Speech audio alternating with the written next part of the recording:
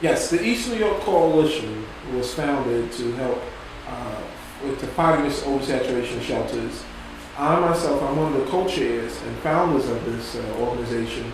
Eleanor Pickney is also on the co-chair. We have about 3-4 of the co-chairs that have organized this organization, and it's about 10 to 15 local community leaders who makes up the leadership of this of the East New York Coalition. We have monthly meetings or mass meetings where we meet to talk about and let them know about, as far as the progress we're making, because as I said, we believe this is a serious wrong, and we have come to the realization that the only way to rectify this wrong would be to go take the city to court and to get the city to comply with its own rules and regulations.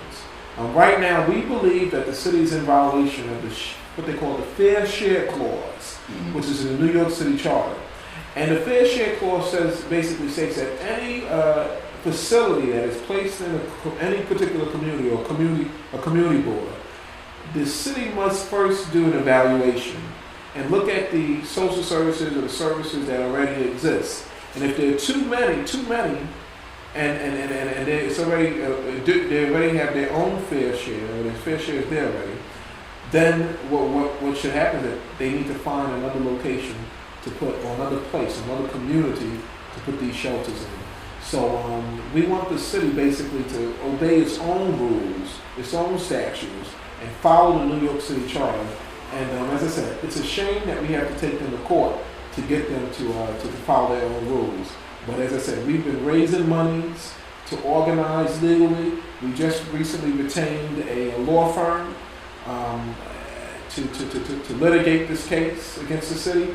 And we plan on a victory because we believe at the end of the day, this is about self-determination as a community, and we are self-determined to make sure that the community sees what it wants in this community.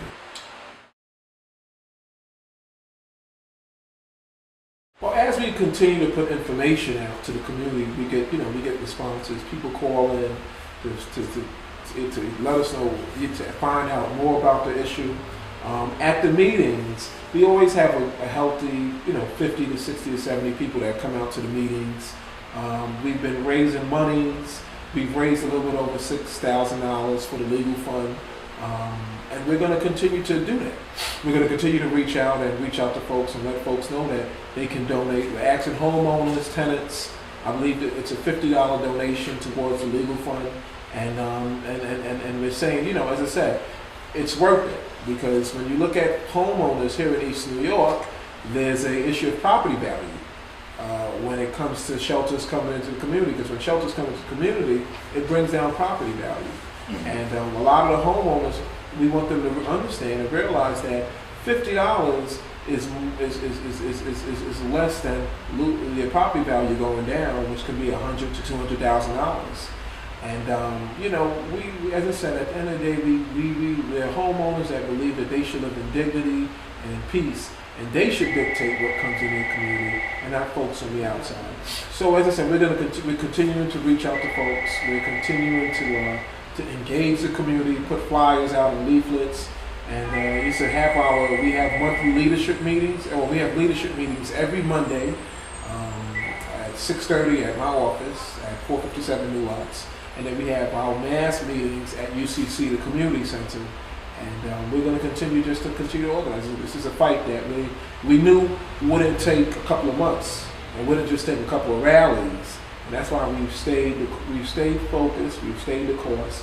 And we believe at the end of the day, we will get an adjudication from the courts in favor of the citizens that live in the East New York community.